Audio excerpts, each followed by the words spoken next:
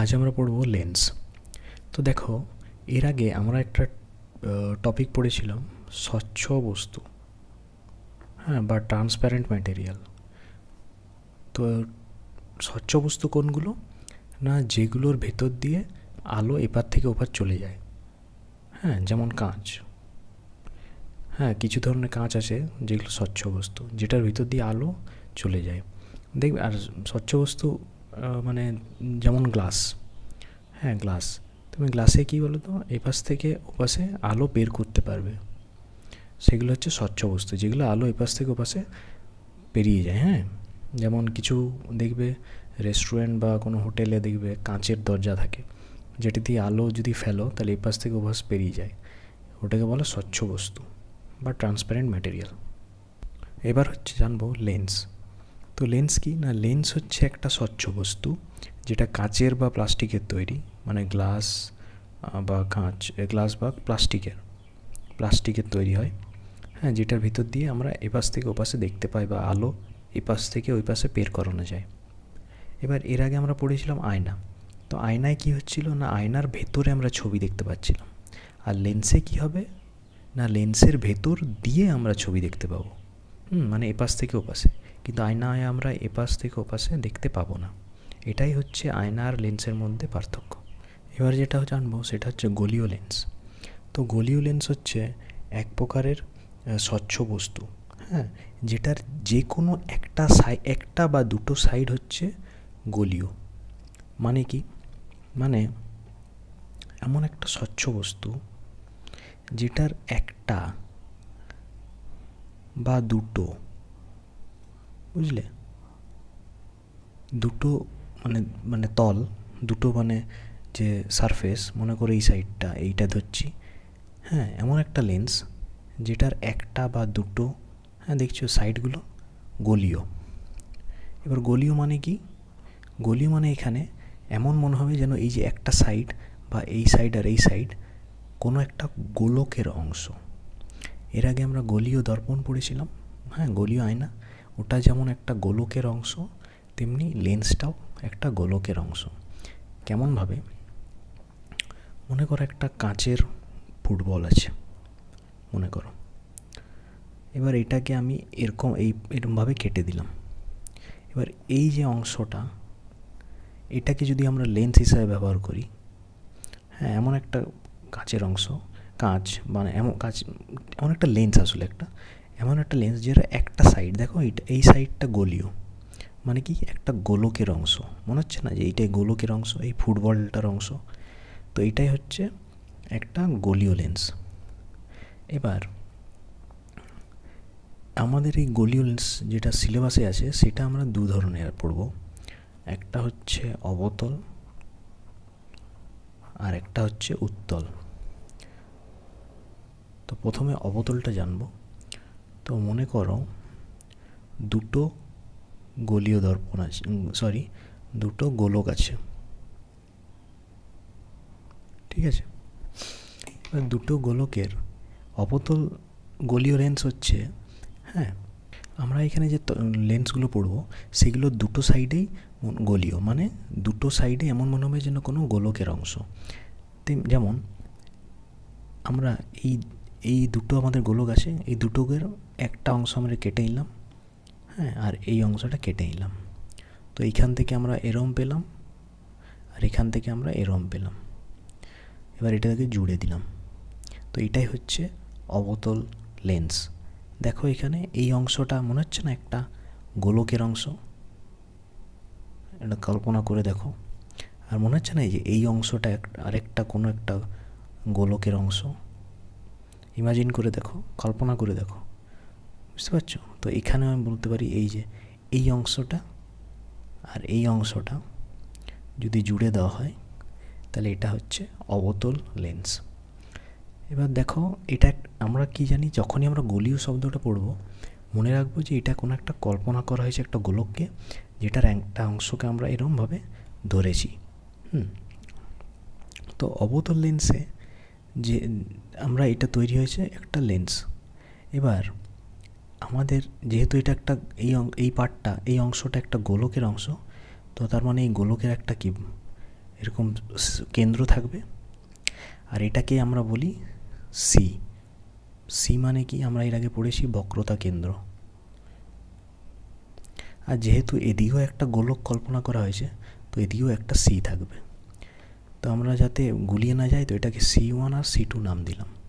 তো এটাও একটা বক্রতা কেন্দ্র আর এটাও একটা বক্রতা কেন্দ্র, বুঝলে? এবার আমরা জানি যে লেন্সের, আমরা এর আগে পড়েছিলাম গলীয় দর্পণে, আয়নার সময় পড়েছিলাম একটা প্রধান অক্ষ থাকে, তো লেন্সেও একটা প্রধান অক্ষ থাকে মাঝ বরাবর। তো এবার দেখছো যে কেন একটা অবতল লেন্সে, হ্যাঁ, বা কোনো একটা গলীয় লেন্সে দুটো বক্রতা কেন্দ্র থাকছে, কারণ দুটো তল এরকম থাকে, আর ওই দুটো তল জুড়ে একটা লেন্স তৈরি হয়েছে, আর ওই দুটো তলের দুটো আলাদা আলাদা গোলককে কল্পনা করে নেওয়া হয়েছে। এর জন্য ওই কাল্পনিক গোলক থেকে আমরা বক্রতা কেন্দ্র পাচ্ছি দুটো। এবার দেখো, তার মানে কি এরকম জায়গায়, আর আমরা জানি এরকম জায়গায় একটা ফোকাস থাকে, আর এদিকেও একটা ফোকাস থাকবে, ঠিক আছে? আর এখানে কিন্তু, আর এটা প্রধান অক্ষ, এই যে দাড়িটা, আর এখানে কিন্তু ওই পোল বা মেরু বলে কিছু থাকবে না, এখানে একটা এই একদম লেন্সের মাঝখানে ও থাকবে। ও মানে কি? ও মানে হচ্ছে আলোক কেন্দ্র, আলোক কেন্দ্র বা অপটিক্যাল সেন্টার। এবার বুঝলে যে আমাদের এরকম কেন হচ্ছে, কেন এরম দুটো সারফেস থেকে নেওয়া হচ্ছে। এবার তো ছবিটা আমরা যখন এমনি খাতায় আঁকবো, তো এরমভাবে আঁকবো, এরম। এখানে C2, এখানে C1, এখানে F1, যেহেতু দুটো ফোকাস আছে তো দুটো আলাদা আলাদা নাম দেবো, একটা F1 আর একটা F2, আর মাঝখানে যেটা ওটা হচ্ছে O। হ্যাঁ, এইভাবে আমরা দেখব।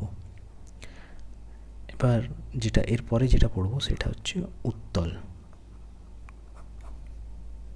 আরেকটা জিনিস দেখো, এটা যেহেতু একটা অবতল লেন্স, তো এর আগে আমরা যেমন অবতল দর্পণে কি পড়েছিলাম না, দেখো অবতল দর্পণে কি পড়েছিলাম না, আলো এরকম যাচ্ছে আর একটা জায়গায় এরকম মিশে যাচ্ছে, এরকম জায়গায়, হ্যাঁ, তো আলো মিশে যাওয়া যাচ্ছে। কিন্তু অবতল লেন্সের ক্ষেত্রে উল্টোটা হবে, আলো এরম যাবে আর ছড়িয়ে যাবে আলো এরমভাবে, বুঝলে? এরমভাবে ছড়িয়ে যাবে, বুঝলে? তো এখানে যেটা হয় সেটা ডাইভার্জ হয়, মানে কি অপসারী ক্রিয়া তৈরি হয়, অপসারী ক্রিয়া হয় এখানে, মানে আলো ছড়িয়ে যায়। এবার পড়বো উত্তল লেন্স। তো উত্তল লেন্সও তেমনি দুটো কাল্পনিক এরকম নেওয়া হয়েছে, কাল্পনিক গোলক, এখানে একটা গোলক, এখানে একটা গোলক। এবার মনে করো এইখানে এরকম একটা কেটে দিলাম আর এরকম একটা অংশ কেটে দিলাম। এবার এই দুটোকে, এটা যদি এইখানে এরমভাবে রাখি আর এটাকে আমি এরমভাবে রাখি, দেখো দুটো কিন্তু, এই দুটো অংশই কিন্তু, হ্যাঁ, এই দুটো গোলকের অংশ, মানে এটার এই অংশটা এইখানে লাগিয়েছি আর এই অংশটা উল্টে করে এই দিকে লাগিয়েছি, হ্যাঁ। এবার দেখো কল্পনা করে যে এই যে অংশটা যেখানে আমার কলমটা আছে, এইখান থেকে এতটা, এই অংশটা কোনো একটা এরকম একটা গোলকের অংশ, ঠিক? আর এই যে অংশটা আছে যেখানে আমার কলম এখন ঘুরছে, এইখান থেকে এইটা, তো এইটাও কোনো একটা গোলকের অংশ। মানে ব্যাপারটা ঠিক দাঁড়াচ্ছে এরম, যে মনে হচ্ছে দুটো গোলক একসাথে মিক্স হয়ে গেছে, ওভারল্যাপ করে গেছে। তো এই যে এইটুকুনি অংশটা, এইটাকেই বলা হয় উত্তল লেন্স, হ্যাঁ।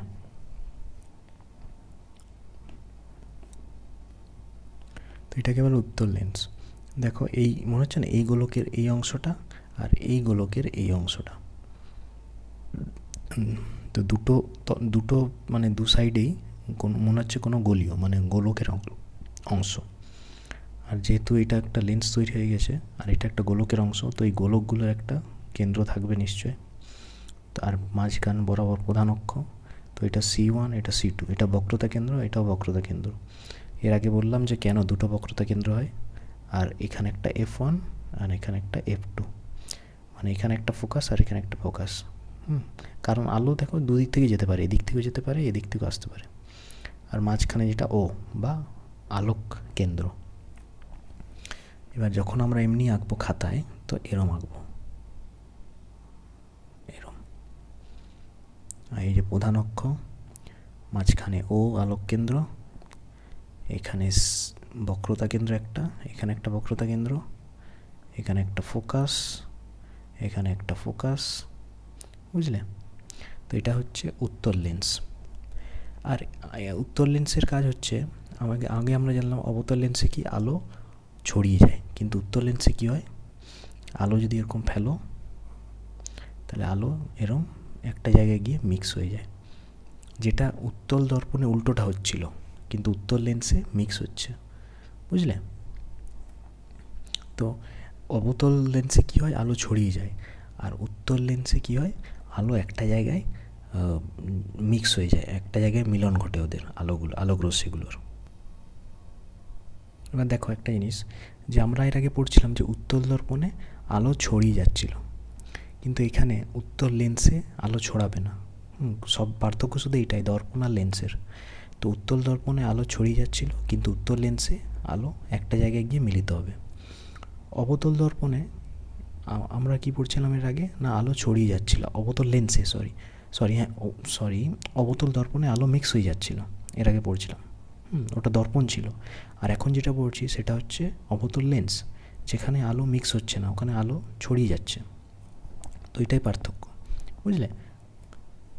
তার মানে অবতল লেন্সে অপসারী ক্রিয়া হচ্ছে, আর উত্তর লেন্সে হচ্ছে অভিসারী ক্রিয়া, বুঝলে? এখন যেটা জানবো সেটা হচ্ছে প্রতিসরণ। তো তার আগে আমরা জানবো কোনো মাধ্যম মানেটা কি।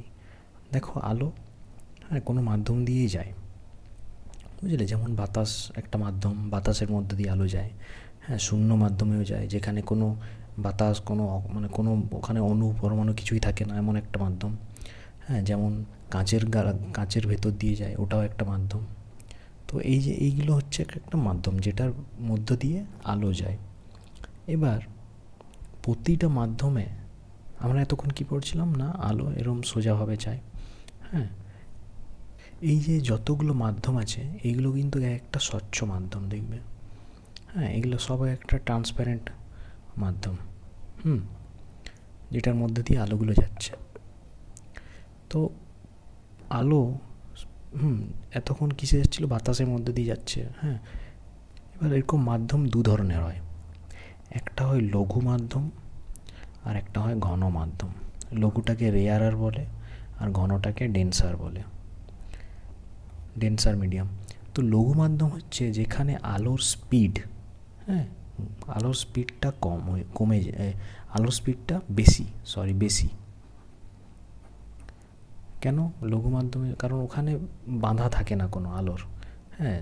যে কোনো, যেমন বাতাস, এক্সাম্পল যদি ধরি, যেমন বাতাস, এয়ার, তারপর শূন্য মাধ্যমে ওখানে কোনো অণুপরমাণু থাকে না, তো ওখানে আলো কোনো রকম বাঁধা পায় না। তেমনি অত বেশি অণুপরমাণু থাকে না, তাই অত বাঁধা পায় না। আর ঘন মাধ্যম হচ্ছে যেখানে আলোর স্পিডটা কম, যেমন কাঁচের ভেতর দিয়ে যদি আলো যায়, তো সেখানে কাঁচের অনেক ইয়েগুলো আছে, অণুপরমাণুগুলো আছে, তো সেখানে ধাক্কা খায়, তো আলোর স্পিড কমে যায়। তো ঘন মাধ্যমে আলোর স্পিড কমে যায়, আর লঘু মাধ্যমে আলোর স্পিড বেশি থাকে।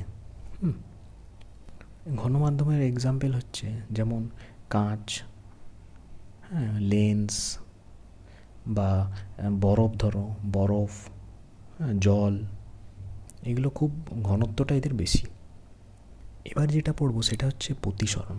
তো প্রতিসরণের সংজ্ঞা কি? তো বলছে আলো, মনে করো এটা বাতাস, এই উপরের জায়গাটা হচ্ছে বাতাস, যেটাকে আমরা বলছি লঘু মাধ্যম। আর নিচে যে জায়গাটা আছে এটা মনে করো একটা কাঁচ, যেটাকে আমরা বলি ঘন মাধ্যম। এটা মনে করো একটা কাঁচ। তো প্রতিসরণের সংজ্ঞা আমরা বলছে, যদি কোনো আলোক রশ্মি কোনাকুনিভাবে আলোক রশ্মি লঘু মাধ্যম থেকে, কোনো এক লঘু মাধ্যম থেকে অন্য এক ঘন মাধ্যমে, বা যদি ভালোভাবে যদি আমি সংজ্ঞাটা বলি, যে আলো যখন একটা ট্রান্সপ্যারেন্ট মিডিয়াম বা স্বচ্ছ মিডিয়াম থেকে, স্বচ্ছ মাধ্যম থেকে আরেকটা স্বচ্ছ মাধ্যমে যায়, বুঝতে পারছো? মানে এতক্ষণ বাতাসে যাচ্ছিলো, বাতাসের এরকম মলিকিউলগুলো আছে, অণুপরমাণুগুলো আছে, তো এতক্ষণ বাতাসে যাচ্ছিলো, কিন্তু এরপরে ওর মাঝখানে যদি আমরা কোনো কিছু রেখে দিই, এমন একটা জিনিস, আরেকটা মাধ্যম যদি রেখে দিই, স্বচ্ছ মাধ্যম, যেমন কাঁচ যদি রেখে দিই, হ্যাঁ, আলো এরম যাচ্ছিল, এবার যখনই আলো এর অন্য একটা মাধ্যমে ঢুকবে, তো প্রতিসরণের সংজ্ঞা বলছে যে আলো যখন একটা মাধ্যম থেকে আরেকটা মাধ্যমে ঢুকে যায়, তখন আলোর যে স্পিডটা ওটা কমে যায়। তো কেমন দেখো, তো এটা লঘু মাধ্যম, মানে কি, এটা মনে করো বাতাস, আর এটা ঘন মাধ্যম, মনে করো কোনো এটা কাঁচ বা লেন্স। তো আলো যখন এরম লঘু মাধ্যম থেকে ঘন মাধ্যমে যাচ্ছে, বা বাতাস থেকে কাঁচে ঢোকার চেষ্টা করছে, তো আমরা কি জানি, আলোটা এরমভাবে নর্মালি বের হয়ে যাওয়ার কথা, ঠিক আছে? কিন্তু আলো পেরোবে না, আলো এরমভাবে পেরোবে না। আলো কী হবে না, এরমভাবে বেঁকে যাবে, বুঝলে, এরমভাবে বেঁকে যাবে। হ্যাঁ, এটাকেই বলা হয় প্রতিসরণ। এই যে আলো যাওয়ার কথা এরম ঢুকেছে, তো এরম যাওয়ার কথা, কিন্তু আলো এরম বেঁকে যায়। এই আলোর বেঁকে যাওয়াটাকেই বলা হয় প্রতিসরণ। এবার দেখো, এটা মনে করো বাতাস, এই জায়গাটা লঘু মাধ্যম, আর এটা কাঁচ ঘন মাধ্যম, আবার এখানে আছে লঘু মাধ্যম মানে বাতাস। তো আমরা জানি আলোক রশ্মিকে আমরা কোনাকুনিভাবে যদি ফেলি, এরম, ঠিক আছে, এরম ফেললাম, তো আমাদের কি এরকম কোনাকুনি এরমভাবে পেরিয়ে যাওয়া উচিত, কিন্তু ওরম পেরোবে না। তো কেমনভাবে বাঁকবে আর কোন দিকে বাঁকবে? তো যখন তার আগে আমরা নর্মালটাই কিনি। তো আমরা কি জানি, এটা যে আপতিত রশ্মি, আর এই যে তলটা আছে, যে জায়গাটায় আপতিত রশ্মিটা পড়েছে, তার লম্বভাবে আমরা এটাকে বলি নর্মাল। এটাকে নর্মালের কনসেপ্ট আমরা পড়েছি দর্পণের সময়। তো আলো যখন লঘু মাধ্যম থেকে ঘন মাধ্যমে ঢোকে, তখন ঢুকে তো গেল, কিন্তু এই পেরোবে কেমনভাবে? তো এর তো পেরোবার কথা এরকমই কোনাকুনি, কিন্তু যাবে না, ওরকমভাবে যাবে না। তো নিয়ম এটা বলে, ভালো করে শুনবে, যে আলো যদি লঘু মাধ্যম থেকে ঘন মাধ্যমে যায়, তো যে প্রতিষ্ঠিত রশ্মিটা, মানে যেটা এটাতে ঢুকবে এখানে, সেটা সব সময় নর্মালের দিকে থাকবে। মানে এই যে নর্মাল আছে, এই নর্মালের দিকে প্রতিষ্ঠিত হবে, মানে যাওয়ার কথা তো এই দিকে, কিন্তু ও যাবে নর্মালের দিকটাতে বেঁকে যাবে, মানে এরমভাবে বাঁকবে, বুঝলে, এরমভাবে। এবার ঘন মাধ্যম, এবার এটা তো ঘন মাধ্যম হয়ে গেল। এবার ঘন মাধ্যম থেকে লঘু মাধ্যমে যখন যাবে, এবার আমরা কি জানি, এটা হচ্ছে নর্মাল।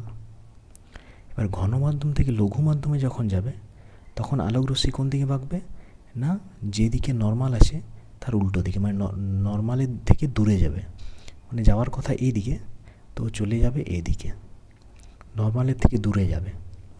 তো কী হলো না, আলো যখন লঘু মাধ্যম থেকে ঘন মাধ্যমে যায়, তো আলোটা কোন দিকে প্রতিষ্ঠিত হবে না, যেদিকে নর্মালটা আছে। আর আলো যদি ঘন মাধ্যম থেকে লঘু মাধ্যমে যায়, তাহলে আলোটা নর্মাল থেকে দূরে যাওয়ার চেষ্টা করবে।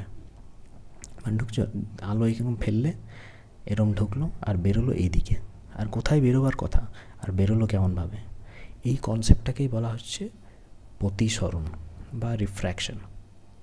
এই লঘু মাধ্যমটা ভেবে নাও, এটা বাতাস, এটা কাঁচ, আবার এটাকে বাতাস ভেবে নাও। হ্যাঁ, মানে আলো বাতাসে যাচ্ছিল, হঠাৎ তুমি মাঝখানে কাঁচের কোনো জিনিস রেখে দিলে, তো আলোটা এরম বেঁকে গেল কোন দিকে না, যাওয়ার কথা এই দিকে, আমার কলমটা ভালো করে দেখবে, যাওয়ার কথা এইভাবে, কিন্তু নর্মালের দিকে চলে গেল, নর্মালের দিকে, এই যে নর্মালের দিকে চলে গেল, কারণ ও লঘু মাধ্যম থেকে ঘন মাধ্যমে যাচ্ছিল। আর যখন ও ঘন মাধ্যম থেকে লঘু মাধ্যমে যাবে, হ্যাঁ, তো কী হবে না, ও নর্মালটা এটা, তো নর্মালের থেকে বেঁকে যাবে, মানে নর্মাল থেকে দূরে সরতে থাকবে, তো এরমভাবে চলে যাবে। এটাই হচ্ছে প্রতিসরণ।